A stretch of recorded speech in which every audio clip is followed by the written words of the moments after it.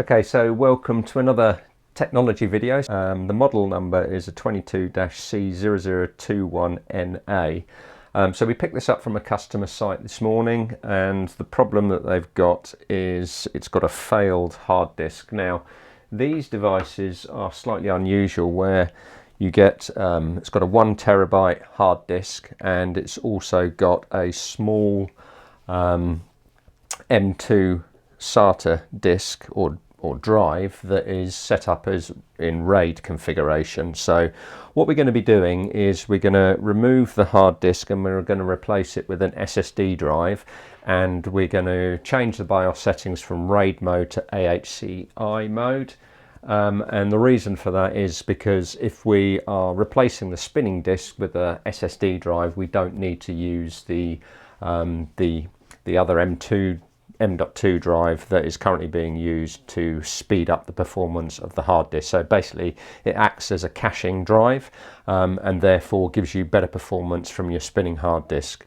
As this is an i5, we are just going to replace the hard disk with an SSD drive. So without further ado, let's show you how we go about doing that. Okay, so the first thing you want to do is you want to make sure that it's disconnected from the power, which it is. That's all switched off.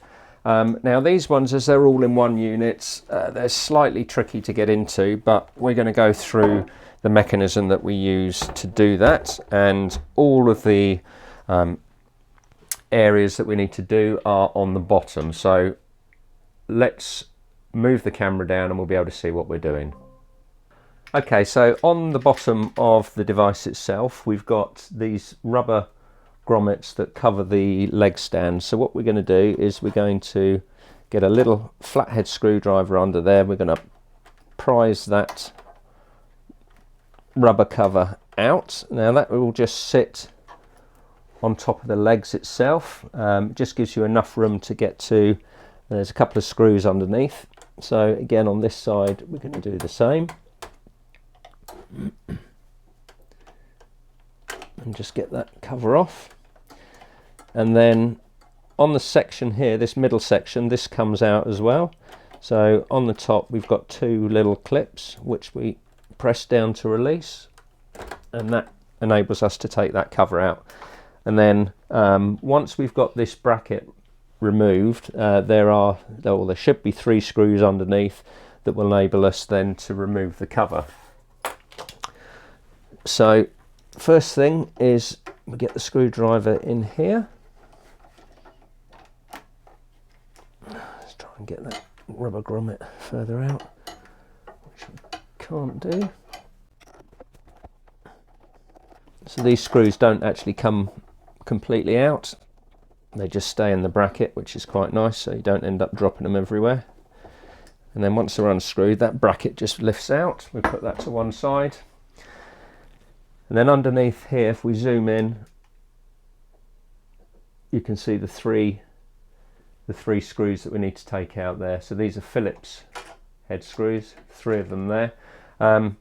What you want to do, if you've got a magnetic screwdriver, then use that. If you haven't, then just be careful that you don't drop them. I mean, you can remove them later just by turning the unit over.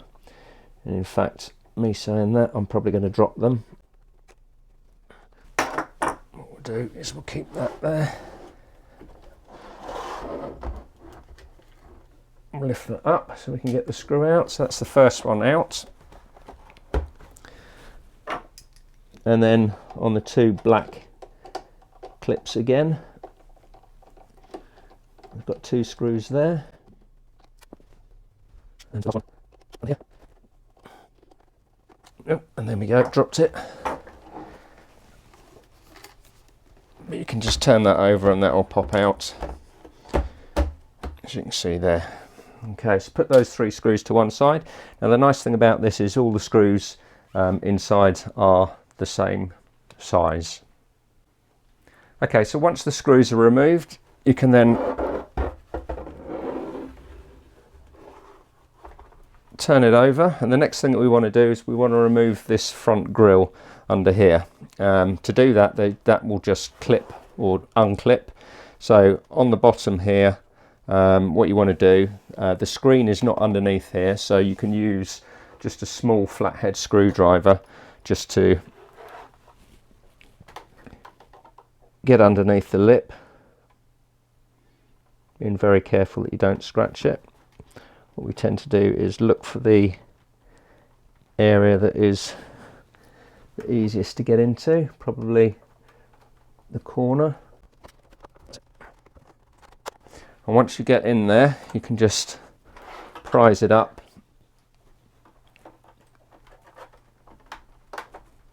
to release the clips, like so.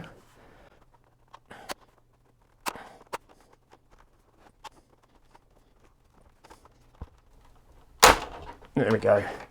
So that's it. That's just unclips. They're quite sturdy, the clips, so don't worry too much. So the next thing, once you've done that, you can see on the device itself we've got 1, 2, 3, 4, 5 screws along the front bezel here. And again, these are Phillips screws. So you just want to remove those. All of the screws come out. What I'm doing here, I'm just going to go round, release them all. That's them done. And I'm going to go around with my magnetic screwdriver. Any that don't come out, like most of them, always the way when you're making a video. You can turn the device over and they will just come out. Put them to one side. Okay, so the next thing that you want to do, this is where you need to be slightly careful, because at the moment what we're going to do is we're going to release the screen. Now the release screen mechanism is using these white bars, so you want to get your finger under there, raise the white bar, pulling on the side of the panel as you go, and then that will just unclip all the way down there. So that's that side done, and then again on this side,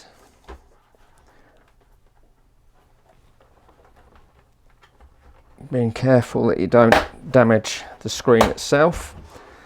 And then once the two sides are out of the way, you can lift the top, and the top has little clips all along the top as well, and that whole panel will lift up.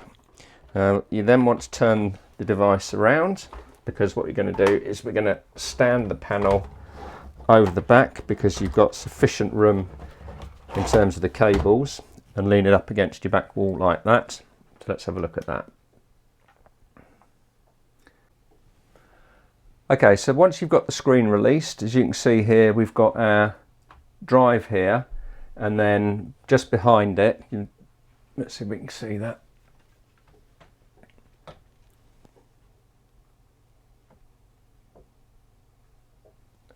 Just here is your M.2 cache drive.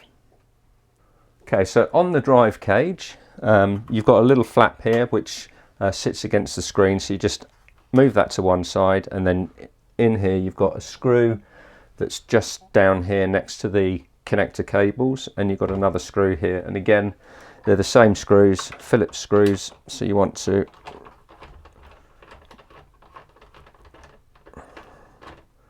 remove those.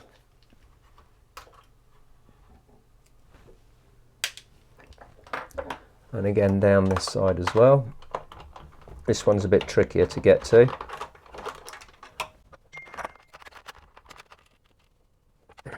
So you have to take these out basically, so because the drive cage slides forward. And once that's slid forward, you can then raise the edge up here, and you can then remove the cables. I'm going to turn it over and just disconnect the plug like so, and then that's the hard disk removed. We're going to use the drive cage because we're actually going to put a 2.5 inch SSD drive in there. Okay, so 4 screws on the side here.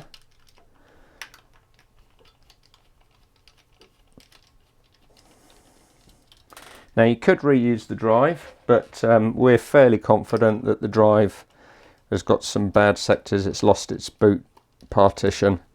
So whilst we could do a factory reset on it using recovery media, we've tried doing a factory reset using the recovery partition, and unfortunately that is not working either. So it does look like that the hard disk is in fact faulty. So rather than mess around, we could put another hard disk in it and utilize the cache. We are going to stick an SSD drive in here with a fresh build of Windows on it, so we're not worried about using the HP software. We're just going to do a standard build, and then we'll put it into AHCI mode. Okay, so that's the hard disk removed. And we're going to keep the cage.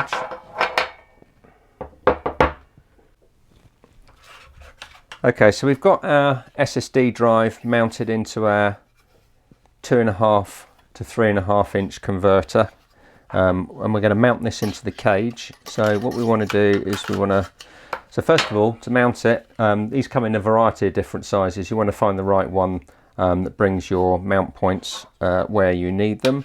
So we have gone for this cage, which came from Amazon. We buy them in pairs, and the holes should just about line up, which they do. So we're going to put 1 screw in that side.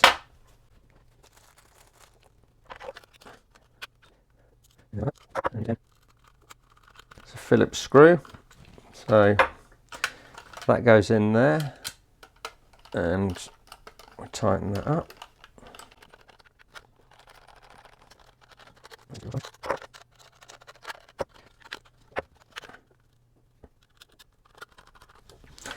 So we use the original screws from 3.5 inch drive. That seems to be the right way of doing this. Okay, so once the cage is mounted into the 3.5 inch drive cage, we're now going to install that back into the unit. So first of all, what we want to do is we want to connect our SATA cable. So we're going to connect that in there like that, so that plugs in. And then we've got to turn the cage over and slide this back.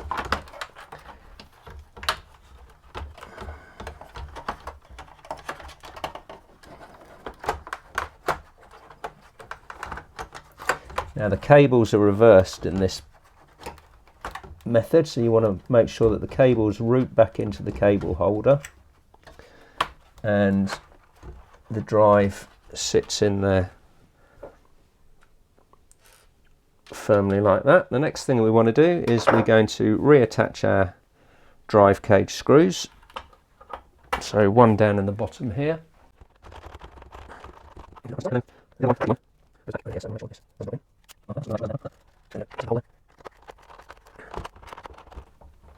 Okay, so that is our SSD drive connected. Make sure that that's in firmly. The cables are flat, and then we're going to fold our tab back over the top. And then the next thing we're going to do is we're going to get our screen back in. So carefully with the screen, the top edge sits in here, clips in, and then the side edges, once you've got the top edge clipped in, you want to clip the side edges in. There should be 2 on each side, 2 or 3. That's it. Turn that around. Next thing you want to do is to re-add your screws.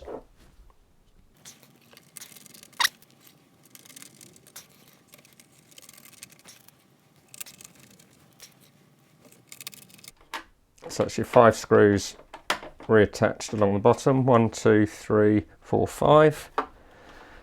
Screen is in there nice and flat, and then we're going to clip back on our bottom bevel. So that goes in like that, and again this just snaps down, working your way along till all the clips are in, and it's got clips along the top bevel as well on the bottom of the screen, so you want to make sure that that's all in as well. Run your finger along it just to take care of any final clips. That's it. And then we're going to turn our screen over. Now, because this bottom bevel sits above the screen, you can actually rest it, because it's going to sit on the top edge, and this bevel on the screen's not going to touch the surface, so it's not going to get damaged. And then again, what we've got is our 3 screws in the center and our bracket on the side. So when you're putting the screws back on the bottom, you want to make sure that you definitely don't want to drop these. Well, I mean, you can do, because you can tip the unit up, but oh dear, fiddly.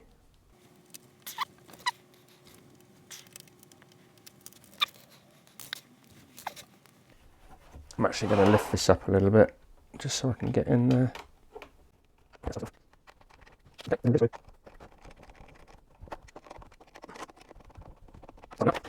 Okay, so once that's done, now it's just a matter of adding the base stand again. Okay, so slide that to the front, insert that. Then we've got our 2 screws in the stand base.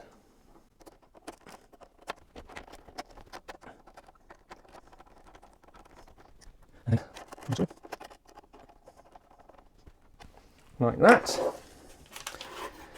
And then we put our clip on. So that you've got 3 slots in the bottom, lips over the edge, over the black grill. And then that goes in there, and then our rubber covers.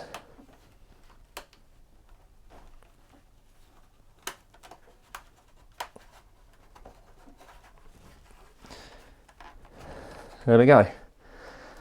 Okay, so that's it. So the next thing that we're going to do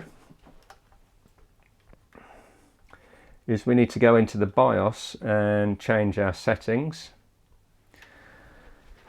So let's go ahead and do that.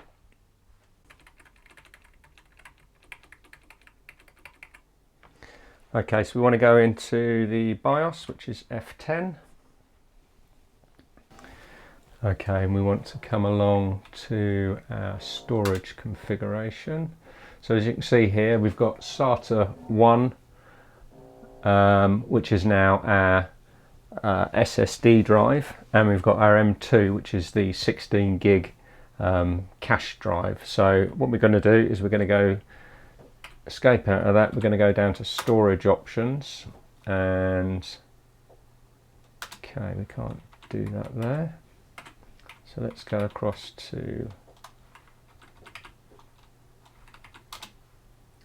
okay, so we want to go to Advanced and then Intel Rapid Storage Technology, and we're going to go with non-physical disks,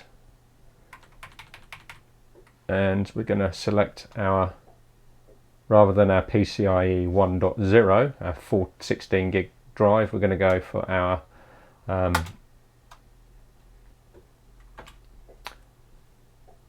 non-physical disk. So we're going to accept that.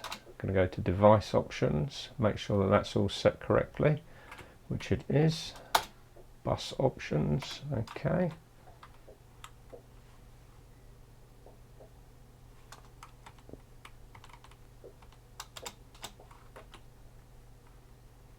Okay, so change our M.2 card slot 1 security to disable.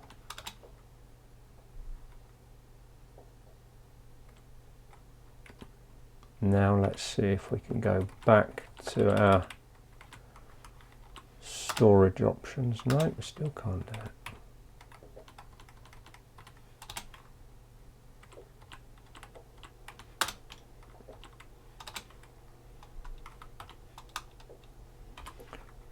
that.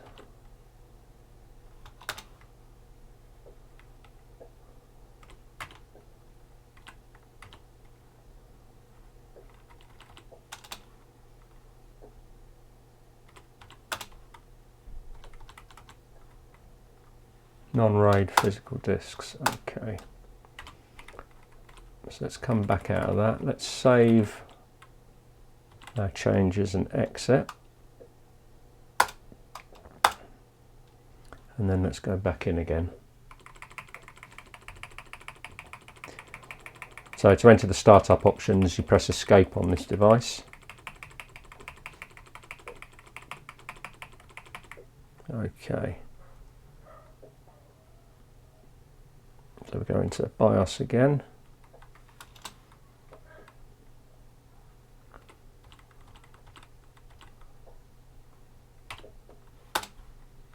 Okay, that's better. So that's got it this time. So now what we needed to do was to change those settings, come out of the BIOS, go back in again. And as you can see here, now we've got a device configuration. It's only showing our one device, which is correct. And our storage emulation set to RAID still, so we're going to change that to AHCI. And then we are going to save those changes and exit.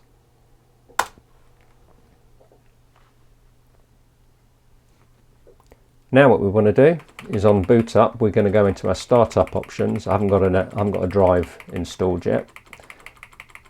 So we want a Windows 10. There we go. So what we now need to do is we're going to find our Windows 10 USB drive. We're going to insert that, and we can then do our boot off there and get Windows installed. So let's go ahead and do that. So we'll connect our USB drive.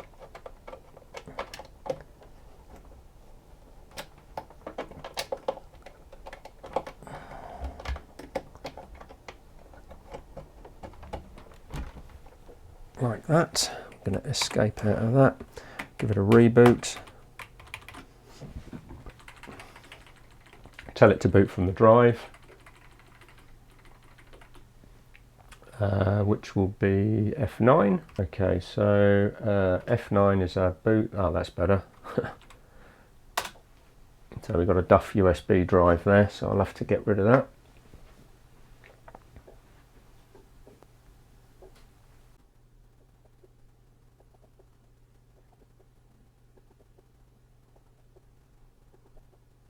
That's how it should look. So we're going to install now.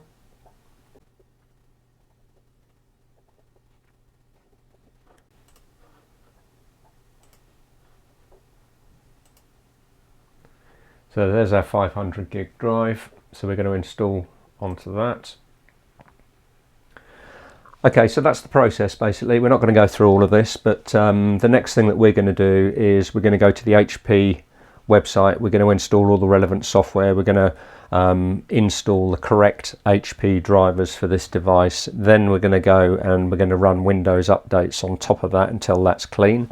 Once that's finished, we're then going to go back to the HP website again. We're going to redo that driver check, make sure that all the drivers are still valid, and if it needs to overwrite any of the Windows drivers. But normally the way it works is we go to the manufacturer's website, install the drivers, and then run the Windows update after that once it's got all its vendor drivers on there. So that's all there is to it. If you found that video useful, give it a thumbs up. Don't forget to subscribe to the channel, and just like to say thanks for watching, and we will see you in the next one.